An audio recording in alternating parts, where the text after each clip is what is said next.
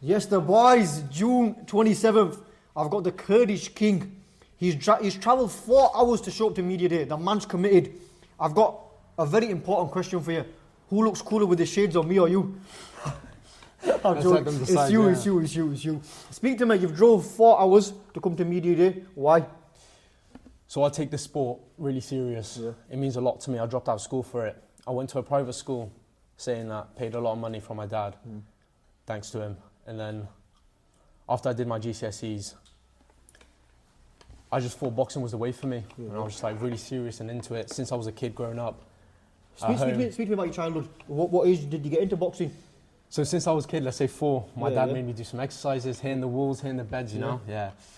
Going to it from my dad, thanks to my dad, growing up, went to a boxing club when I was 14 years old. That was when I first went to a club.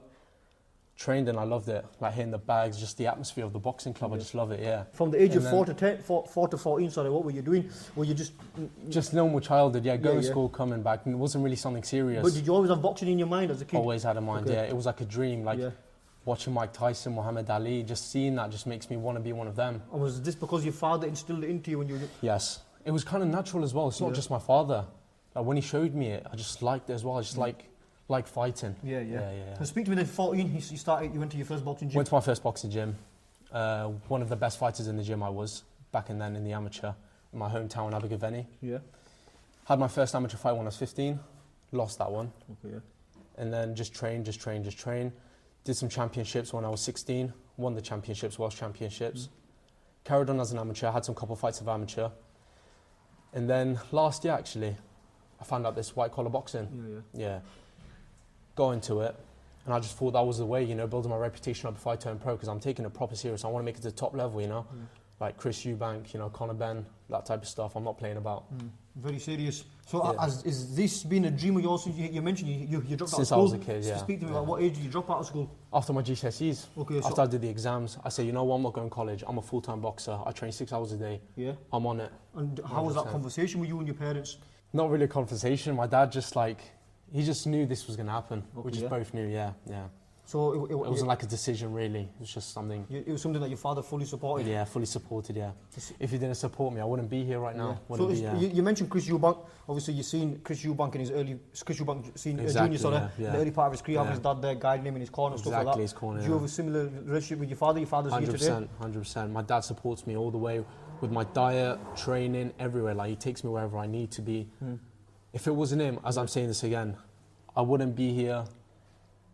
Probably wouldn't take it as serious, to be fair, if I didn't have a support behind my back, You mentioned to me on the phone that you train 6 hours a day, you're up at 5 in the morning. Speak to me about your routine and what time you open. So my routine, I wake up 4 in the morning, I pray my morning prayer, have a bit of water, about a litre, go for a morning run with a 10-kilo bag, come back, take a nap, and then at 9 o'clock I go to Newport, I train with the pros, which the coach is Tony Borg.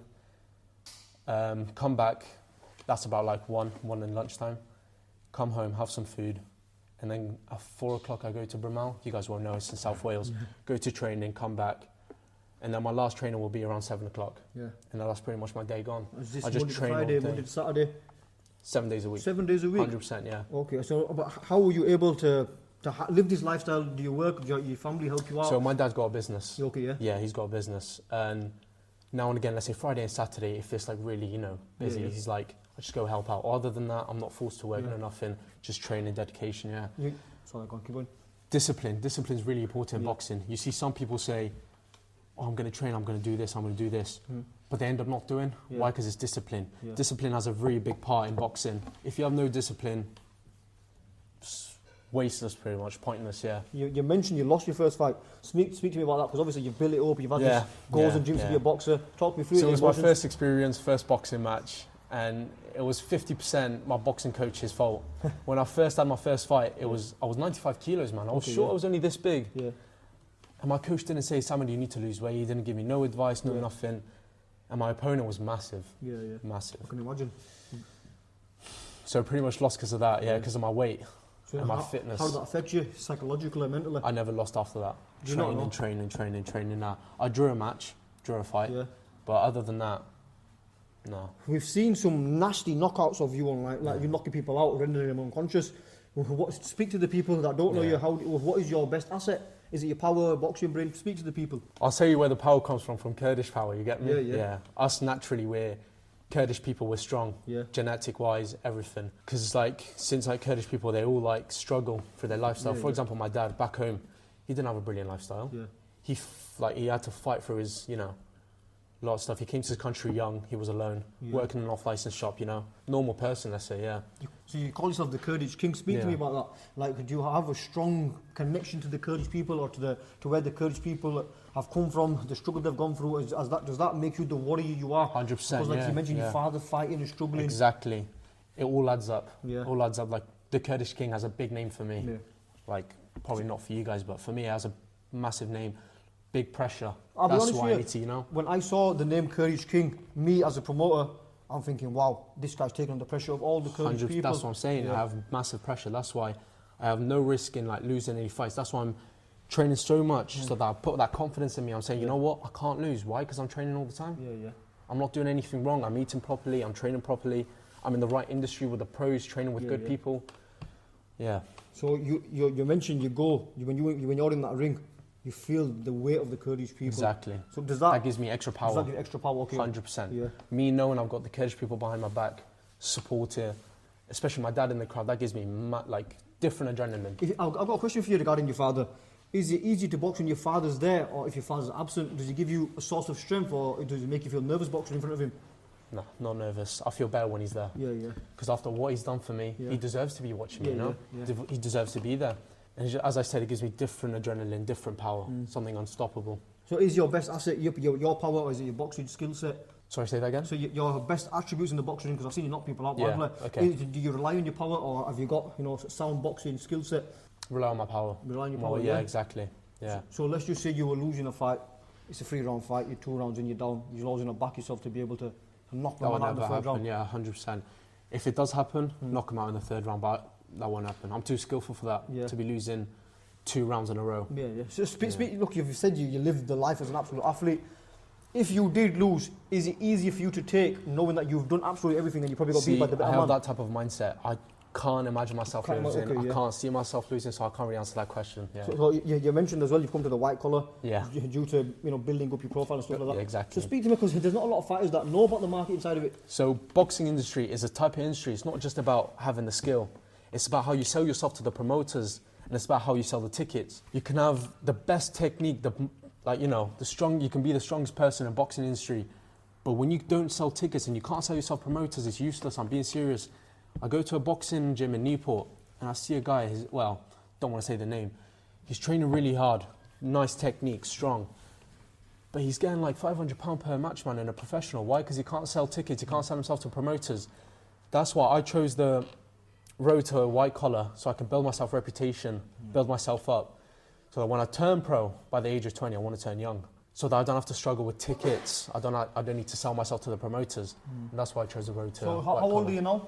17. 17, yeah, okay, so you got 3 years left in the amateur game, and then you want to turn over pro. Speak to me about turning pro then. You know, what's do you want to do the traditional route, central area title, English, British, Commonwealth, European, all of that? So when I turn pro, I'm going to come for all the titles in the UK, finish my job in the UK, and then inshallah, go abroad fighting, you know. Would you box at the same weight you're at now, or would you drop down more when you're pro? I'm thinking of not dropping heavyweight. Okay, I want to get to the heavyweight division. I might look small now. Yeah, I'm looking small now. That's serious. But that's 3 years, you know. You see, 3 years you can grow. I'm still growing. You're only 17. Still young, exactly. You're only young, man. You're still growing, Because of the way you speak and handle yourself, I thought you were like 19, 20. Because the way you speak and that, you're very, very mature. 17. Because I've already planned it, man. I planned my future. I know what I'm doing. It's all about discipline. Once again, I said, and I have the discipline. It's not everyone has that discipline. No, 100%. God forbid I've got to ask you this. Let's just say it didn't work out for you. I hope this never happens to you, but I've got to ask you. Injury or whatever, or just didn't quite work out. Which is normal. Injury is normal. Yeah, it can happen. What do you have any other plans in life, or is it exactly other plans is which I don't really want to do. But my dad's got businesses. That's gonna be. I'm gonna have to do it. But you want to be in a position inshallah, like I have no injuries. Inshallah. But it's something normal, you know. It's like natural. You can have injuries. Boxing type of stuff. You're getting hit, man. It's impossible not to have injuries. Like I've broken both of my thumbs, you know, it's just still broken to be fair. I still have no treatment. I'm still boxing with it. 100%. Look, you've come 4 hours today. You've given us a little insight into your life. You've told us how hard you're training.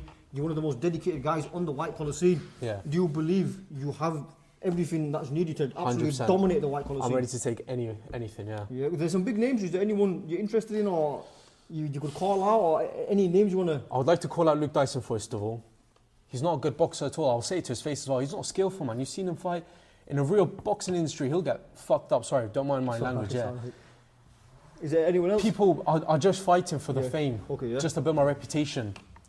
And what was the name? He's a champion. What's his name? Abza. Abza, yeah. I'd like to call out Abza as well. Take the belt from him. Build up from there. Abza's opponent's there, Hakz as well. Where's Hakz? That's Hakz there. If Hakz wins, he'll be the champion. We'll see. Let Allah decide who's the winner, you know? Yeah, exactly. Was that a fight? If Hakz wins, coming for him as well? I'm coming for him 100%. If he doesn't duck me, I'm coming for him. Well, we're going to have to see. We're going to have to see. Come through, guys. Come through. He's come from the crowd. Get that on for you, fam. Since Abzi's not here, at least someone's here, innit? Yeah, that's it. We'll have Exactly, you got to replace, that's fine, yeah. Right, listen, you've just been called out. Well, basically saying if you win Abza, you know, don't look this gentleman, he's coming for your title. You've seen him, you've heard it, you heard what he's saying, how dedicated he is. You know, what's your initial opinion on him, first thoughts on him? He's got, you know, good plans. Yeah. That's about it. I honestly say, if you're gonna come for me, you definitely get a second defeat.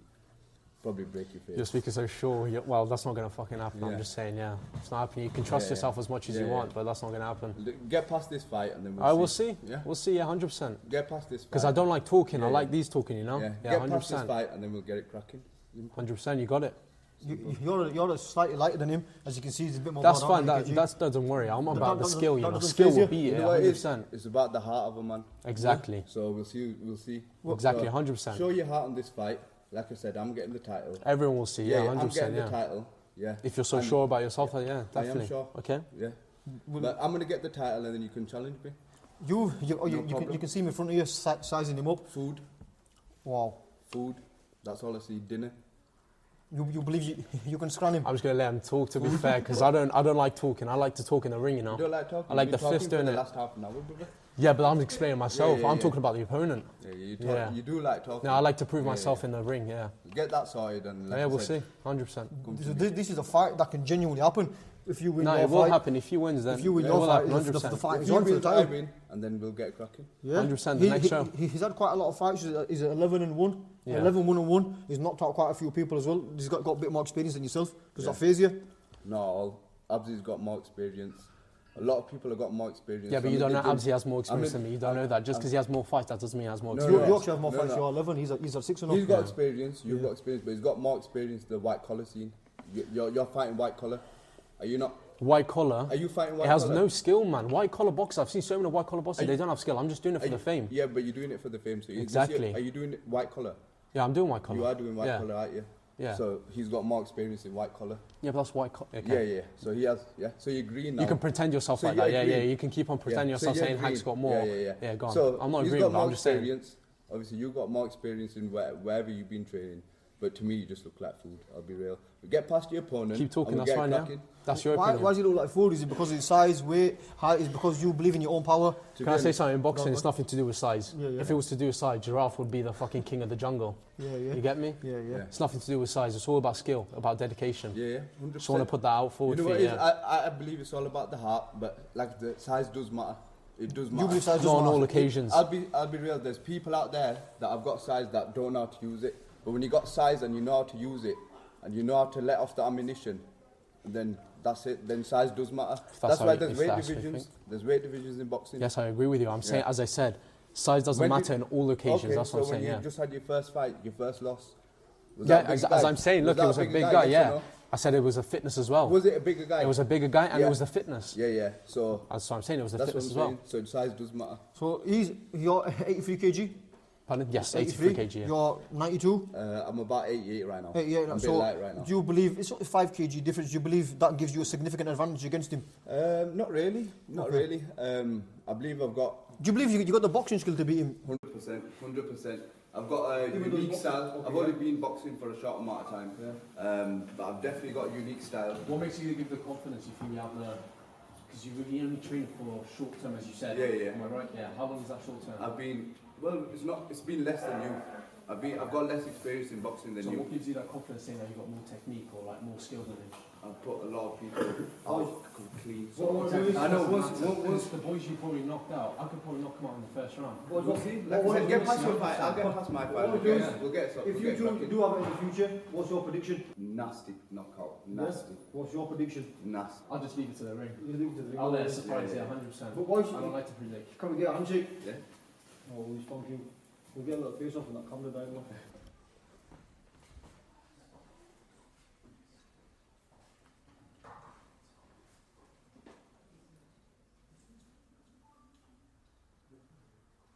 Thank you, boys. Wrap you up, man.